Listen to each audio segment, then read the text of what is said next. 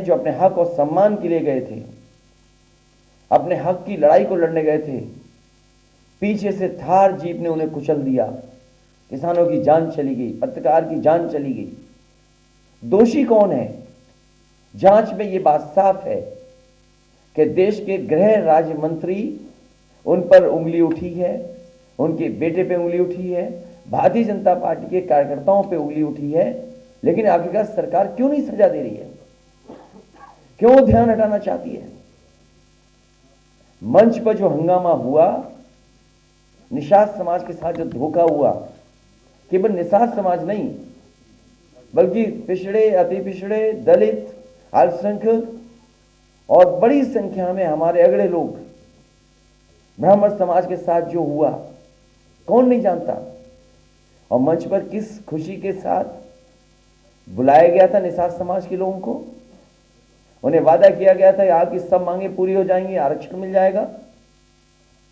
लेकिन मुझे खुशी है इस बात की कि निषाद समाज ने अपनी मांग को नहीं छोड़ा। उन्हें अगर मंच पे भी चढ़ना पड़ा होगा तो मंच पे चढ़ गए और सरकार के कानों तक अपनी आवाज पहुंचाने का काम किया। दिन रात लगे रहे उसमें कि ये खबर न चल जाए। बड़े बड़े अधिकारी लखनऊ से ये कोशिश करते रहे, दिल्ली तक दबाव बनाया कि ये खबरें न चल जाएं कि किस तरीके के निषाद समाज वहां पर अपने हक के लिए और अपने सम्मान के लिए लड़ रहा है। ये अनुपयोगी सरकार और कर भी क्या सकती थी? अनुपयोगी सरकार से उम्मीद भी क्या की जा सकती है? याद कीजिए, जिस समय सरकार बनी थी इनकी, इन्होंने गंगा जल से मुख्यमंत्री आवास धुलवाया था। गंगा जल को पूरे मुख्यमंत्री आवास में छिड़कवाया था। कभी किसी मुख्यमंत्री ने ऐसा नहीं किया होगा जैसे ये अनुपयोगी मुख्यमंत्री ने करके दिखाया। पूरे के पूरे मुख्यमंत्री आवास में गंगा जल से छिड़काने का काम हुआ था।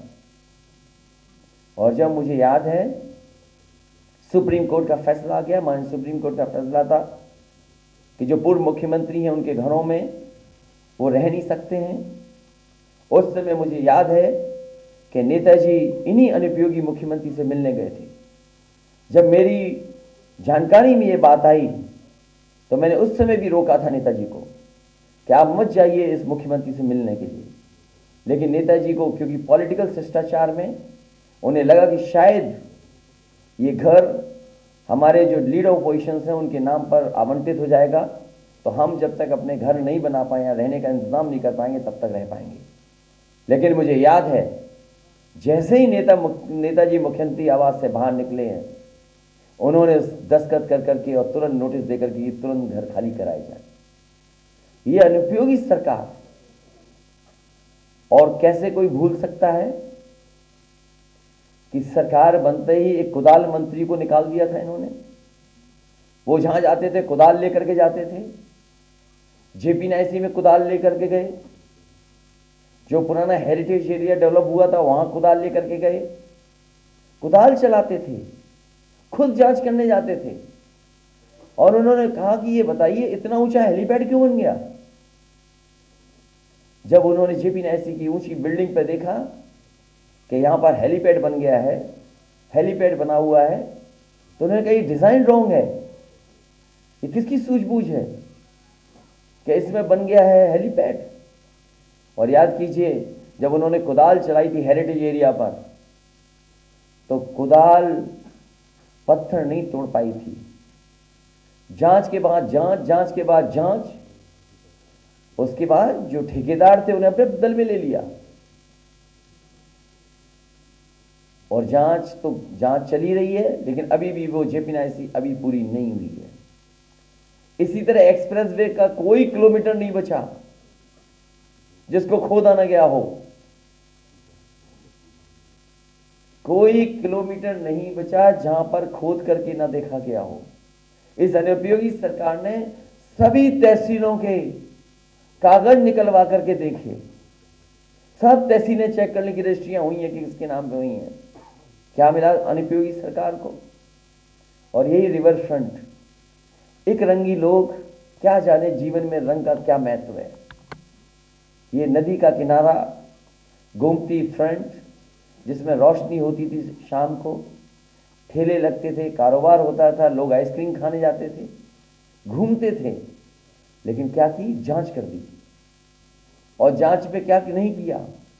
ईडी, सीबीआई और जो कुछ हो सकता है सरकार पिछले 4.5 साल से कर रही है। में वकीलों के साथ में किस तरह से उनके ऊपर खुलेआम हत्याएं हो रही हैं। जरा सी कोई बात मुखर होकर के कह देता है, उसको मार दिया जाता है। गोरखपुर जहां के मुख्यमंत्री हैं, वहां के वरिष्ठ अधिवक्ता को गोली से मार दिया गया। क्यों? क्योंकि बड़े मुखर थे, सरकार के खिलाफ बोल देते थे, मुख्यमंत्री के खिलाफ बोल देते थे। इतनी हिम्मत, मार दिए गए। इलाहाबाद में गोली मार दी गई वकील को, लखनऊ में 3-3 हत्याएं कर दी गई, कानपुर में अभी कल के रोज परसों मार दिया गया वकील। तो कौन इस समय इनकी सरकार में सुरक्षित है?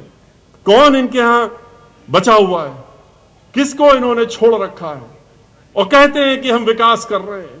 हम तो पूरे प्रदेश को एक ऐसे रास्ते में ले चल रहे हैं जहां पर ऐसा ना कभी भूतो और कभी भविष्य में ऐसा कोई मुख्यमंत्री आएगा जिसने इतना विकास किया। सही कहते हैं, ना पहले कभी कोई आया होगा और ना आगे कभी कोई आएगा जितना विनाश इनके कार्यकाल में हो रहा है। इन्होंने तो समाजवादी पार्टी को भी पीछे छोड़ने का काम कर दिया है। जो विकास का काम बहुजन समाज पार्टी के द्वारा हुआ पूरे प्रदेश में, वो किसी से नहीं छुपा है। आज क्या हो रहा है? जो प्रोजेक्ट हमारे थे, जो कार्य हमने शुरू किया, उनको लेकर के 10वें साल, 5 साल के जब आखिरी समय आ गया तो दौड़ करके उसमें एक पत्थर लगाया जा रहा है, दोबारा से पत्थर लगाया जाता है।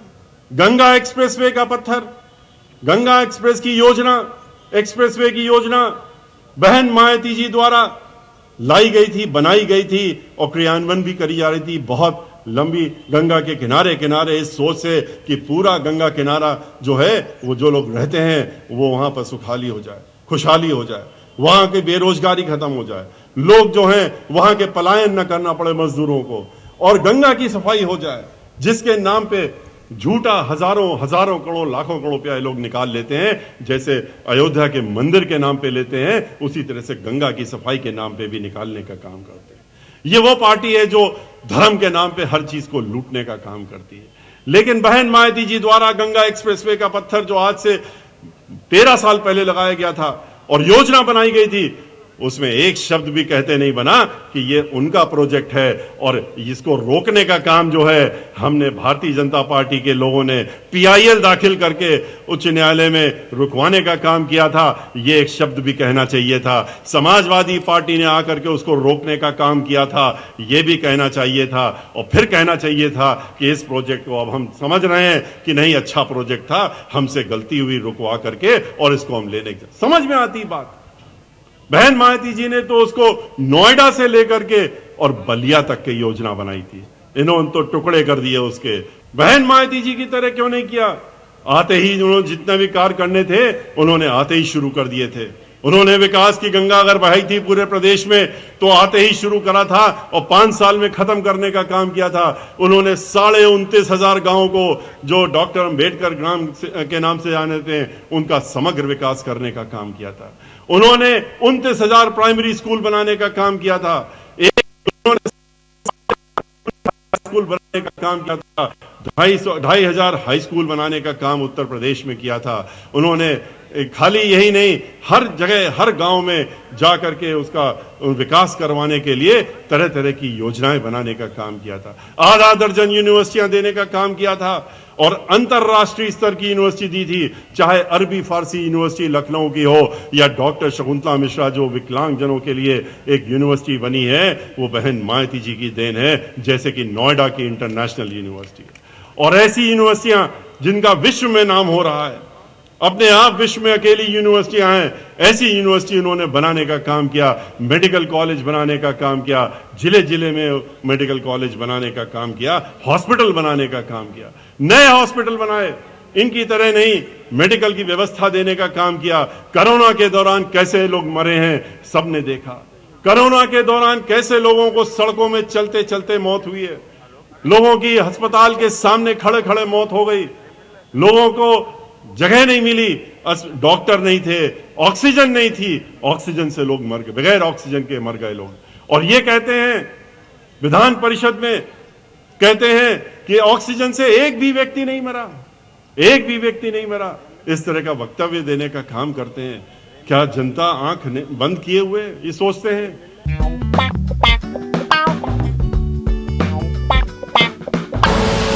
आप देख रहे हैं के न्यूज, खबरों का सारथी। जुबान के लिए उड़ चला गैरों की ज़मीं पर, खुशबू अपने पन की ढूंढता और दूर कितना भी जा, इस जुबान से दूर ना जा पाओगे। विमल, बोलो जुबान केसरी। आप देख रहे हैं के न्यूज, खबरों का सारथी।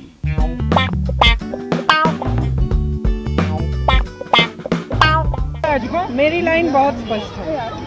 चुनाव के समय विकास की बात होनी चाहिए। जो सरकार कर रही है जनता के लिए, जनता को वो मुद्दा उठाना चाहिए।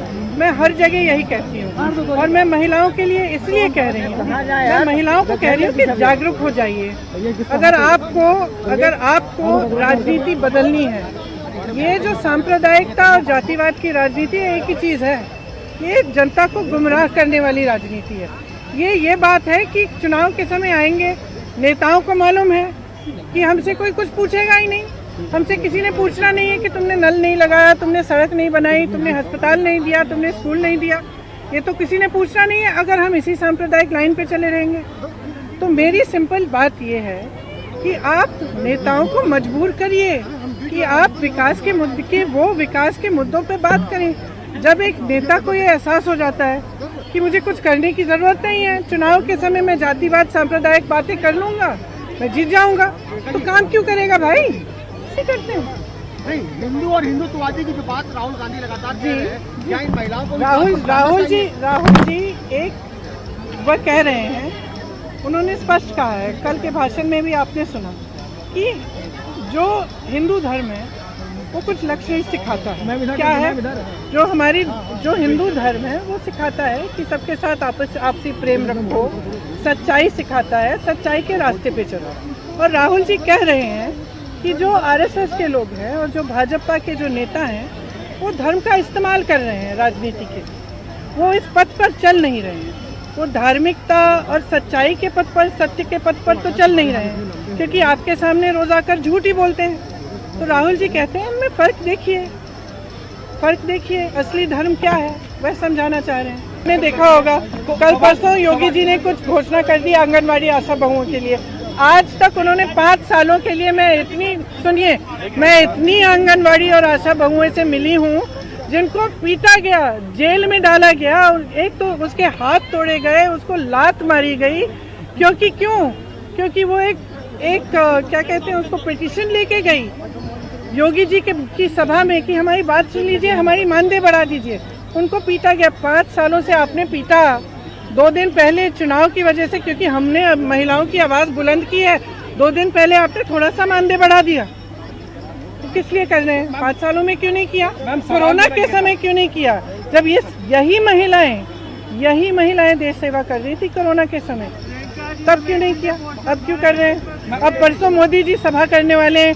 मैंने सुना कि बहुत ट्रक आ रही है महिलाओं की भरी हुई, सारी महिलाओं को कहा गया है कि पीली पीली साड़ी पहनो, बहुत बाहर से ऐसा लगना चाहिए कि बहुत मजमा है, लेकिन उनके लिए कुछ करके तो दिखाया नहीं 5 सालों में। आप सीरियसली तो ले नहीं रहे हैं। आप सोच रहे हैं कि एक गैस सिलेंडर, सारे विज्ञापनों में यही लिखा है ना, गैस सिलेंडर मिल गया। अरे सशक्त बनाओ, पैरों पे खड़ा करो, महिलाओं को आगे बढ़ाओ। यहाँ अत्याचार इतना हो रहा है, उसको रोको। आज मैं आपको 5 वादे करके जा रहा हूं।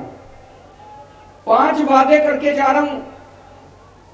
अगर चंडीगढ़ नगर निगम में आम आदमी पार्टी की सरकार बनती है तो सबसे पहले भ्रष्टाचार खत्म करेंगे। ये जो सारा पैसा बीजेपी वाले, कांग्रेस वाले, इनके पार्षद सारा पैसा खा जाते हैं, ये चोरी बंद होगी। सारा पैसा जनता के ऊपर खर्च किया जाएगा।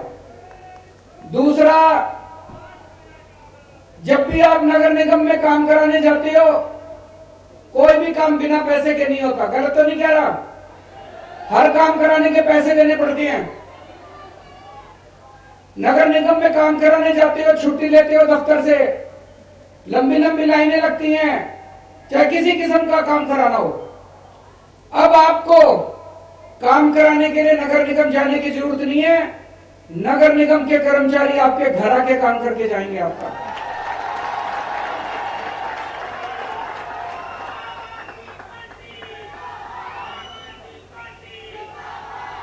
ये दिल्ली में हमने करके दिखाया, दिल्ली में लागू हो चुका है।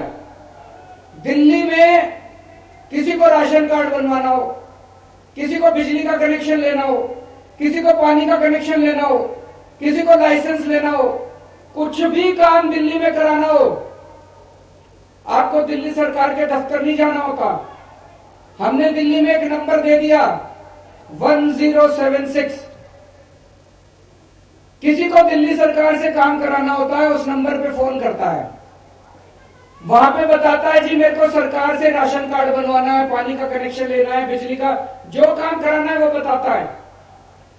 तो दूसरी तरफ से पूछते हैं भाई साहब आपके घर कितने बजे आए आपका काम करने के लिए, फिर वो टाइम बताता है।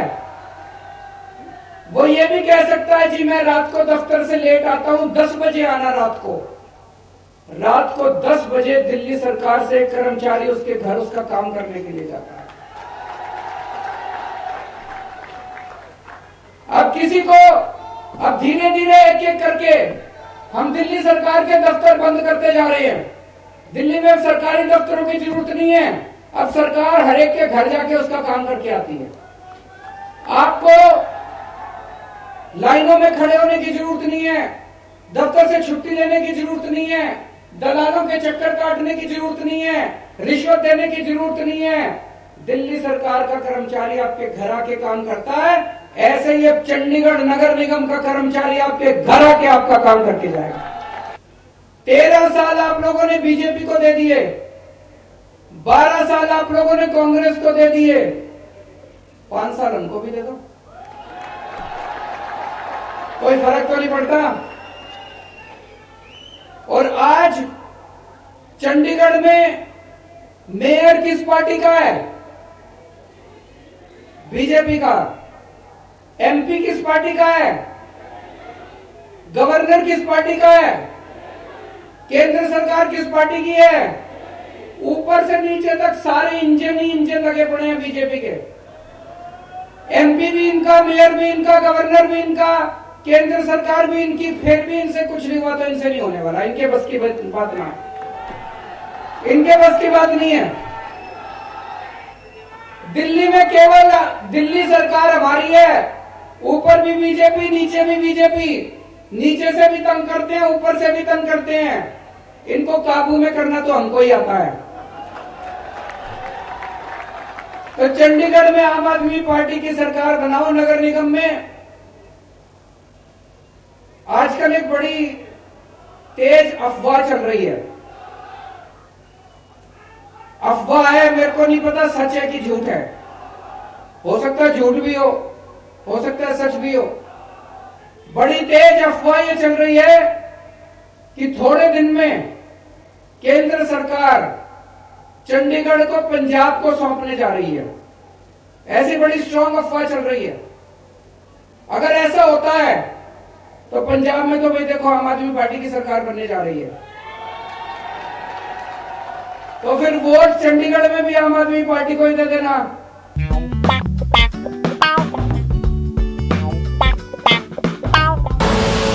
आप देख रहे हैं के न्यूज, खबरों का सारथी।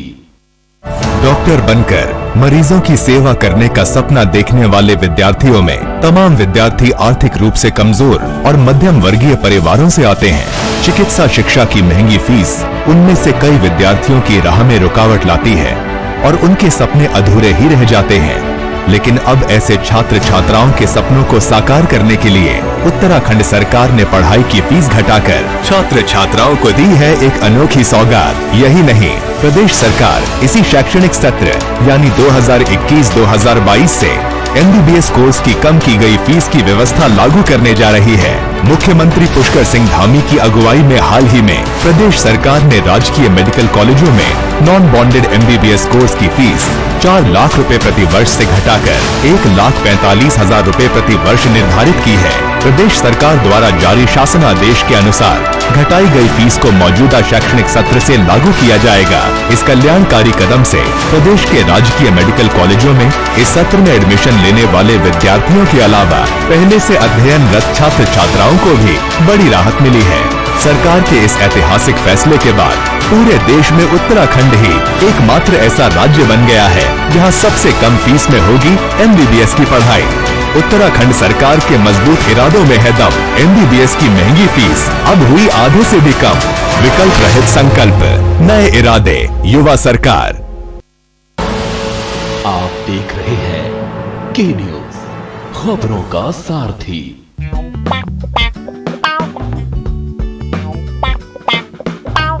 कॉलेज के सुपर स्पेशलिटी ब्लॉक, दक्षिण गोवा जिला अस्पताल और डावरलिम के गैस इंसुलेटेड सब स्टेशन का लोकार्पण भी हुआ है। गोवा मेडिकल कॉलेज और मोपा हवाई अड्डे पर विमानन कौशल विकास केंद्र की शुरुआत भी आज से हो गई है।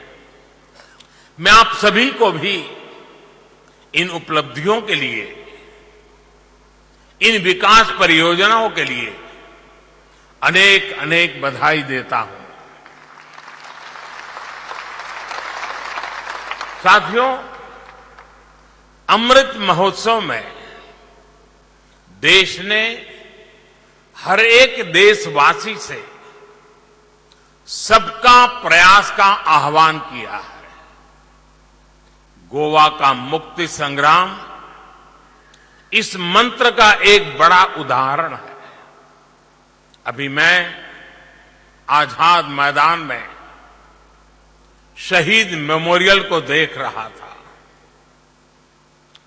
इसे 4 हाथों की आकृतियों से आकार दिया गया है। ये इस बात का प्रतीक है कि कैसे गोवा की मुक्ति के लिए भारत के चारों कोने से एक साथ हाथ उठे थे। आप देखिए, गोवा एक ऐसे समय में पुर्तगाल के अधीन गया था जब देश के दूसरे बड़े भूभाग में मुगलों की सल्तनत थी। उसके बाद कितने ही सियासी तूफान इस देश ने देखे, सत्ताओं की कितनी उठक पटक हुई, लेकिन समय और सत्ताओं की उठापटक के बीच सदियों की दूरियों के बाद भी न गोवा अपनी भारतीयता को भूला, न भारत अपने गोवा को कभी भूला। ये एक ऐसा रिश्ता है जो समय के साथ और सशक्त ही हुआ है। गोवा मुक्ति का संग्राम एक ऐसी अमर ज्योति है जो इतिहास के हजारों झंझावातों को झेल कर भी प्रदीप्त रही है, अटल रही है। पंडित राम प्रसाद बिस्मिल, ठाकुर रोशन सिंह, अस्फाउल्लाह खां, राजेंद्र नाथ लाड़ी, चंद्रशेखर आजाद, और इस श्रृंखला में लंबी श्रृंखला है क्रांतिकारियों की जिनका बलिदान का परिणाम है भारत की स्वाधीनता। स्वतंत्र भारत में, इतने उन्मुक्त वातावरण में भारत के विकास के लिए, भारत के लोक कल्याण के लिए, भारत के अंदर गांव, गरीब, किसान, नौजवान, महिलाएं और समाज के प्रत्येक तबके के विकास के लिए आज सरकारें कुछ कर पा रही हैं, तो उसके पीछे प्रेरणा है इन महापुरुषों का, इन क्रांतिकारियों का, इन देश के लिए मर मिटने वाले उन बलिदानियों का, जिसकी परिणति आज भारत तेजी के साथ दुनिया की एक महाताकत बनने की ओर अग्रसर है। और इसीलिए देश के यशस्वी प्रधानमंत्री श्री नरेंद्र मोदी जी ने देश का आह्वान किया कि देश अपनी आजादी का अमृत महोत्सव में प्रवेश कर गया है। आजादी के 75 वर्ष हम सबको आत्मावलोकन करने का एक अवसर दे रहा है। हमने क्या खोया है और क्या पाया है इन 75 वर्षों में। अमृत काल है। अमृत काल में देश के हित में कुछ करेंगे तो उन बलिदानियों को, क्रांतिकारियों को शांति मिलेगी, उनका आशीर्वाद प्राप्त होगा। और अगर देश के साथ कोई गद्दारी करेगा तो फिर उस अपयश के पाप से जीवन भर लोगों को भुक्तभोगी होना पड़ेगा। और इसलिए एक संकल्प हम सबका होना चाहिए, और संकल्प होना चाहिए जो पंचमंत्र प्रधानमंत्री मोदी जी ने दिए इस अवसर पर, उसका अंगीकार करने की। यह अमृत महोत्सव ऊर्जा का होना चाहिए, देश की आजादी की ऊर्जा का, क्रांतिकारियों के विचारों का, भारत के कल्याण का, भारत को दुनिया के अंदर एक महाताकत बनाने का, भारत को आत्मनिर्भर बनाने का। दुनिया कोरोना महामारी का सामना कर रही है, लेकिन भाइयों बहनों, भारत के अंदर प्रधानमंत्री मोदी जी के नेतृत्व में कोरोना महामारी को कैसे शक्ति के साथ रोकने का कार्य हुआ है, ये किसी से छुपा हुआ नहीं। लेकिन सतर्कता और सावधानी आवश्यक है, और इस सतर्कता और सावधानी के साथ आप सबको जोड़ने के लिए आज एक बार फिर से मैं आपके बीच उपस्थित हुआ हूं, आपसे कहने के लिए, आपको इस बात के बारे में बताने के लिए कि स्वाधीनता का यह आंदोलन जिन क्रांतिकारियों ने अपना बलिदान देकर के चुकाया था, आज उसी का परिणाम है कि देश के अंदर 135 करोड़ लोगों को बचाने के लिए फ्री टेस्ट, फ्री उपचार, फ्री में वैक्सीन और फ्री में राशन की व्यवस्था प्रत्येक नागरिक को बिना भेदभाव के उपलब्ध कराने का कार्य अगर सरकार कर रही है, इसलिए क्योंकि देश स्वाधीन है, सरकार की जवाबदेही है, सरकार अपनी जवाबदेही के साथ पूरी प्रतिबद्धता के साथ कार्य कर रही है।